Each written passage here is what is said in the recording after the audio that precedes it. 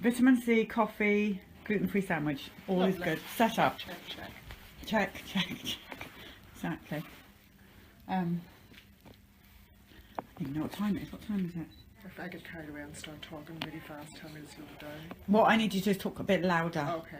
Because there's lots of background noise. Ali's so good out in that car, isn't she? Yeah, I think she's fine.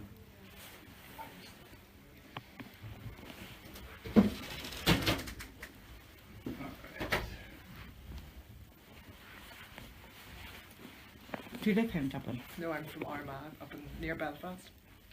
How long did it take you to get Oh, here? it's only an hour and a half drive. It's not too bad. I think we're staying the night, so my husband and I are going to have a night in the tiles now. We're going for dinner and drinks. How exciting. I can't remember the last time John and I did that. I'm sure. Do you want me to start? No, we're waiting for Brian. Oh, okay. He'll tell us when it's ready to start. Yeah, well, Alright, so just ignore that and just talk to these people and me. Okay. Can you tell everyone your name? Okay. My name's Patricia Guy, and I'm from Armagh, Northern Ireland. And is this a story about one of your children or No, it's a story about myself. yourself? Okay, Myself. let's hear your story. It's okay, is everything alright? I just want to double check if this toilet is disabled friendly because I do have someone that it's on it. If what? Did what? Do you want to have a look? Go ahead and do what? Sorry. Yeah, okay. This one is disabled friendly? Is there no. the bars on the No, side? there's no No? bars. Sort it out. No problem. Can we start that over again now? Good for me. Okay, my name's Patricia Guy, and I'm from Armagh in Northern Ireland. And this is a story about myself that I got injured by a vaccine, a hepatitis B vaccine, 8 years ago.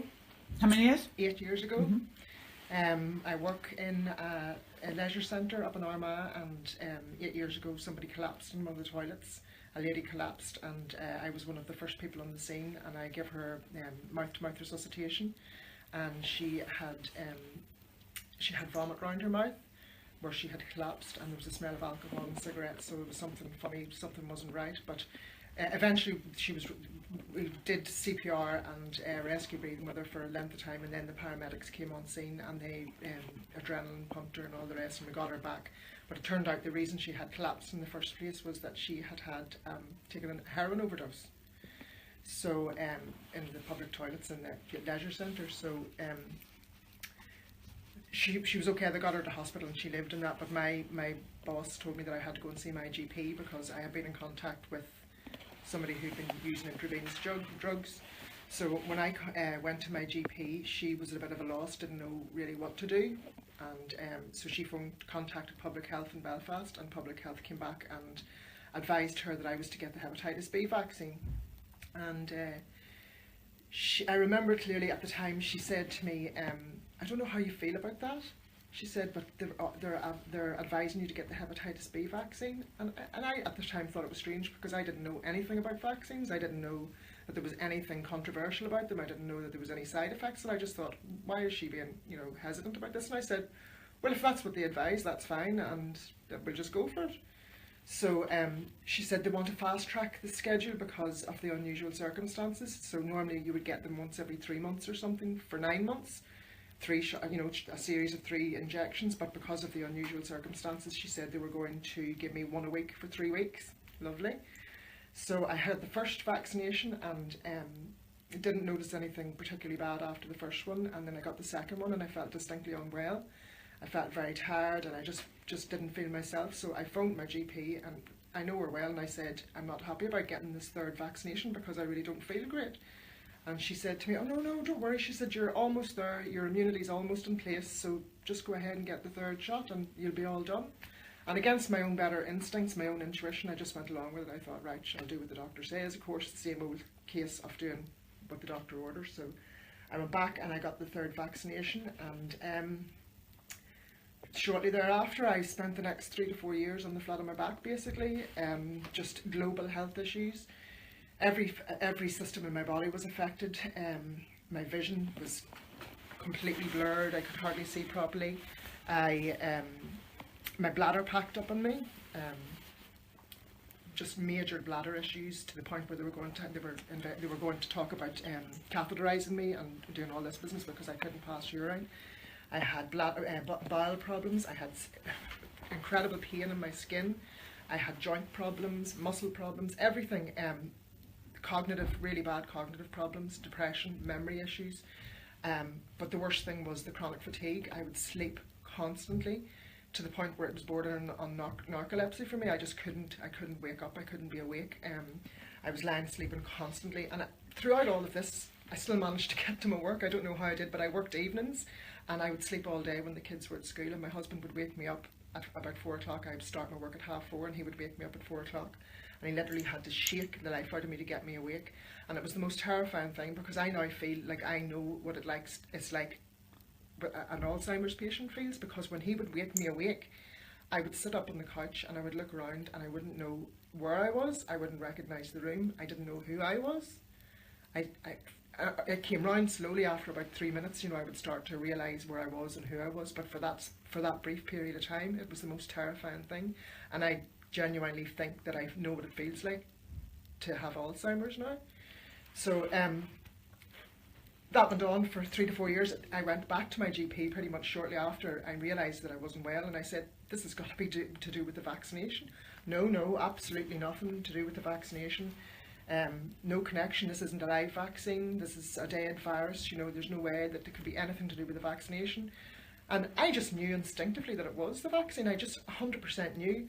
But my health previously to this wouldn't have been tip-top. I had an autoimmune condition in that I had underactive thyroid, and I would have suffered with depression on and off. So they basically told me it was just depression, and it was my thyroid problems that were giving me all these issues. They were blaming it on pre-existing conditions. And I said, listen, I have lived with depression since I was 18 years of age, on and off periods of it. I have never experienced anything like this. This is not depression. I said, yes, I am depressed, but wouldn't you be depressed if you had these many health complications? But I spent the next 3 years, they sent me through basically every department in the NHS. I went through immunology, I went through neurology. They were testing me for AMS at a time. I went through physiotherapy. I went through,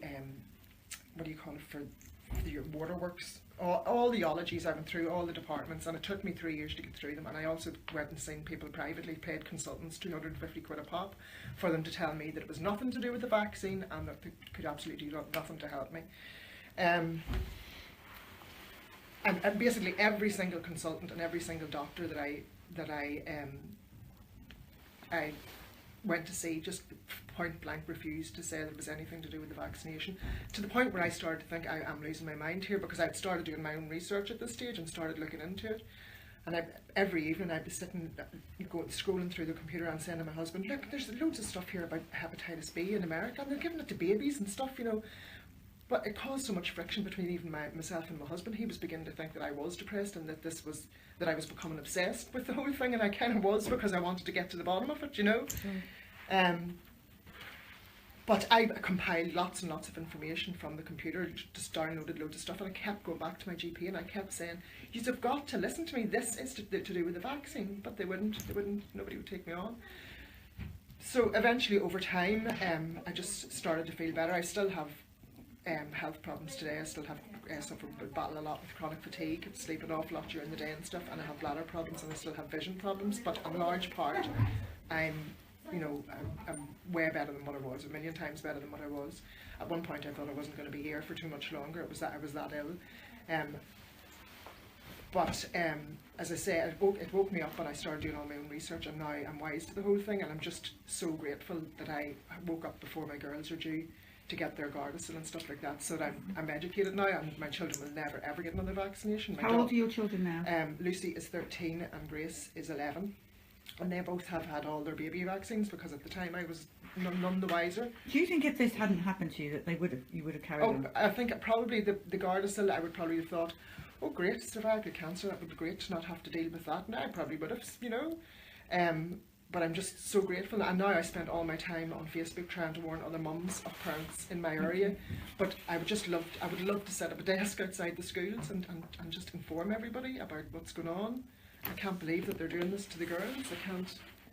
And I say to my children, please, talk to your friends, tell your friends to tell their mums to research the thing, my daughter Lucy, she came home from school back in September time with the pamphlet from the public health, you know, with all the bump about how great this vaccine is, and you know, we're going to be offering it to you within the next week or whatever. And I put it in the bin straight away. I said, well, you're definitely not getting that. But on the pamphlet it had 5 possible side effects: little tenderness at the point of injection, fever, the usual stuff, maybe a headache or whatever. And so I threw it in the bin. I said, I put on the consent form, under no circumstances am I daughter to get this vaccination. So she went to school, and a few weeks later she came back and she said, Mum, the girls today all got their injections. And I said, oh God, I hope they're all right, you know, that's just awful. I hope they're all right. But she said, you know, when they came back from the nurse's office, they had a sheet with list of possible side effects, and it was the actual proper list of possible side effects. And Lucy said she wasn't given one because she hadn't had the vaccination, but she photoshopped the actual, and it was the full list of possible side effects that they give them after the vaccination. Can you imagine? I phoned public health myself. I said, this is absolutely ridiculous. I said, this isn't informed consent. I said, you sent the children home with a leaflet saying and with 5 small little tiny possible side effects, and then you give them the injection, and then you all pack them off home with the list of the full possible side effects. That's not informed consent. That's bullshit. It's terrible. Thank you for telling ridiculous. us that. No, but I mean, it's bloody ridiculous. How, you know, how are her parents meant to make the decision? And you know what they said to me in public health? Should the parents never read that stuff anyway? And I said, well, could they not have at least the option to read it? Did Lucy get bullied for not? No, she didn't. There was maybe 3 or 4 other girls, and there were girls whose mums I had spoken to and said, please, whatever you do, research this vaccine, don't let your kids get it. So no, she didn't get bullied at all, no. That's wonderful. Yeah. But you're a great advocate for this, thank you. I'm sorry you had to become one and get injured yourself. In a weird way, like, I was so annoyed at the time because I thought I had done this great deed and I had saved somebody's life, because she was a goner, the lady who had collapsed in the toilet. She was a goner, she was grey, she wasn't breathing, she was gone, you know. But she came back, so in a way I saved somebody's life, but I failed. And then my life was destroyed with what happened to me afterwards. But in a way, I've been saving lives ever since, because I'm telling everybody, I don't shut up about it, you know. I talk to complete strangers and tell them, I see pregnant women, I strike up the conversation, are you going to vaccinate, have you looked into it? So now I'm on a mission, I'm saving lives all over the place. Thank you, we need you. Big I know, I just feel so inadequate. I would love to be able to do it more cohesively or more systematically like you guys are We doing, need you know? an Irish bus to travel around the country recording. No, I don't, you do. Yeah. Ireland does. Yes, Ireland does, yeah. Ireland Every country needs a car like Ali's or a bus like ours, and we just got to keep going. Now, are you on Facebook? Because I can't see the comments Periscope. We've been completely paralysed from each other.